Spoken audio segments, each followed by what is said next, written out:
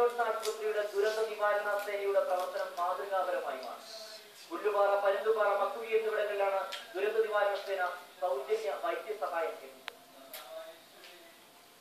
മകരവിളക്ക് ദിവസമായ ഇന്നലെ തീർത്ഥാടക പാതയിൽ എപ്പിടത്തും പ്രഥമ ശുശ്രൂഷാ കേന്ദ്രവും ഉണ്ടായിരുന്നു. പുല്ലുപാറയിലും പരുന്തുപാറയിലും മക്കുഴിയിലും സൗജന്യ വൈദ്യചികിത്സാ ക്ലിനിക്കും സജ്ജമാക്കിയിരുന്നു. കട്ടപ്പന സെന്റ് ജോൺസ് ആശുപത്രിയുടെ നേതൃത്വത്തിൽ രൂപീകരിച്ച ദുരന്ത നിവാരണ സേനയാണ് എപ്പിടത്തും പ്രഥമ ശുശ്രൂഷാ കേന്ദ്രവും സൗജന്യ രോഗചികിത്സാ കേന്ദ്രവും സ്ഥാപിച്ചത്. ശബരിമല തീർത്ഥാടകർ കേരളത്തിലേക്ക് കടക്കുന്ന കമ്പപ്പെട്ട, പുളിയമല, കട്ടപ്പന, ചപ്പാത്ത, കുമളി, കുട്ടിക്കാനം എന്നിവിടങ്ങളിൽ ഡെസ്ക് പ്രവർത്തിക്കും. തീർത്ഥാടകർ കൂടുതൽ തങ്ങുന്ന പുല്ലുവെട്ടിലും പരുന്തുപാറയിലും കക്കുഴിയിലും സൗജന്യ ചികിത്സാ കേന്ദ്രവും ആംബുലൻസ് സൗകര്യവും ഏർപ്പെടുത്തിയിരുന്നു. ഹൃദ്രോഗ വിദഗ്ധൻ, ശിശുരോഗ വിദഗ്ധൻ, സർജൻ എന്നിവരുൾപ്പെടെ വിദഗ്ധ ചികിത്സയ്ക്കുള്ള സൗകര്യവും ഈ കേന്ദ്രത്തിൽ ഉണ്ടായിരുന്നു.